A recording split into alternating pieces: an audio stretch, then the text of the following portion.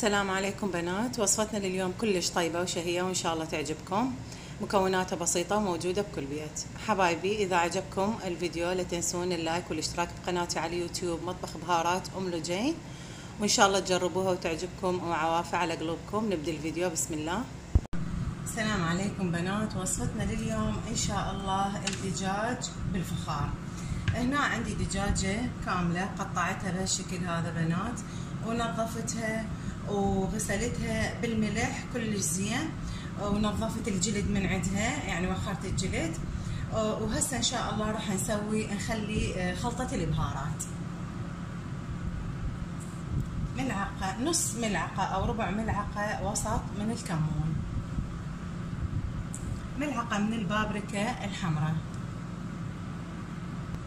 وهاي الزنجبيل بنات، فلفل اسود ملعقة صغيرة، بهارات الدجاج او بهارات كنتاكي اذا عندكم بنات، واذا ما عندكم بهارات الكنتاكي خلوا بهارات دجاج ببدالها، هم ملعقة وسط. كزبرة بنات ناشفة، ملعقة كبيرة من دبس الرمان، وهاي ملعقة كبيرة من الخل الابيض، ملعقة كبيرة من الملح. بنات بس اريد اقول لكم شغله على البهارات مال الكنتاكي او بهارات الدجاج، اذا ما متوفره عندكم تقدرون تخلون ويا البهارات اللي خليناها ثوم مطحون وبصل مطحون وكلش كافي يكون.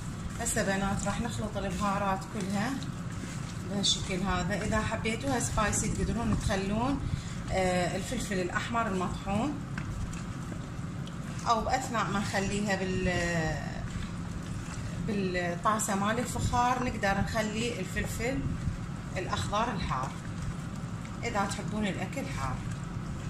نخلطها بنات.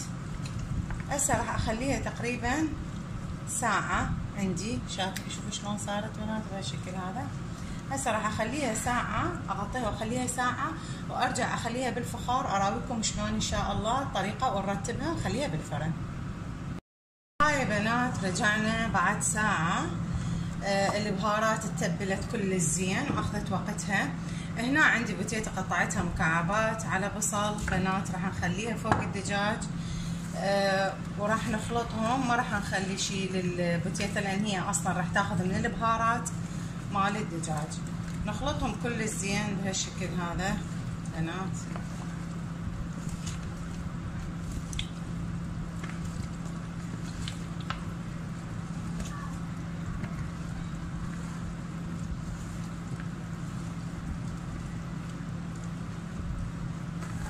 شوفوا بنات هسه عندنا هاي الفخارات سويتها بهالشكل هذا حتى من اطلعها من الفرن اقدر امسكها بها مسكه.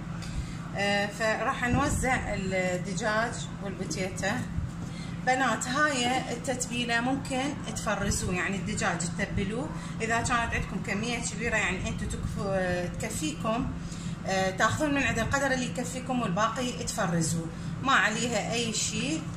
وتقدرون باي وقت تطلعوها مباشره وتخلون وياها الخضار، طبعا تفرزوها بدون الخضار زين بنات. وبعدين انتم كيفكم تخلوها اي نوع من الخضار اللي انتم يعجبكم، تقدرون تخلون وياها البازلية هم. هسه راح نخلي هذا الباقي هنا بهالشكل هيك.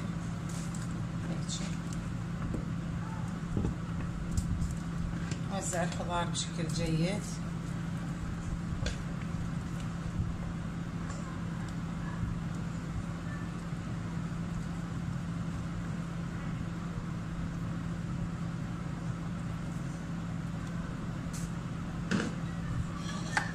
صارت عندنا جاهزة بنات الكمية بهالشكل هذا صارت.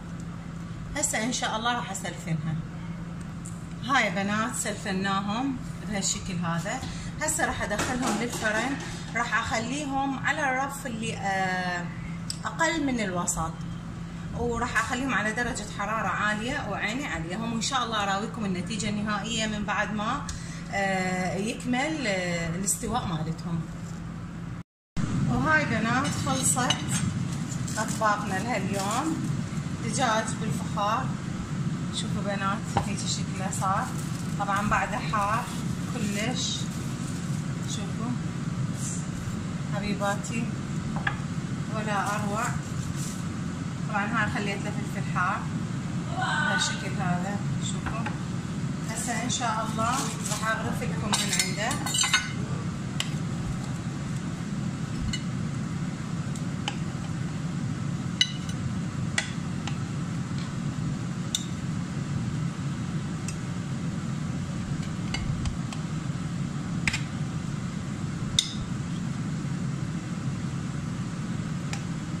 طبعا البوتيتا بنات ذايبه ذوب ما اقولكم. شوفوا بهالشكل بنات. شوفوا الدجاج عندنا يتفلس تفلس. شوفوا حبيباتي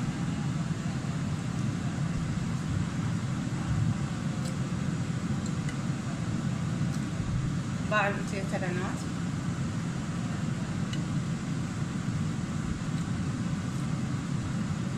طبعا الطعم يجنن.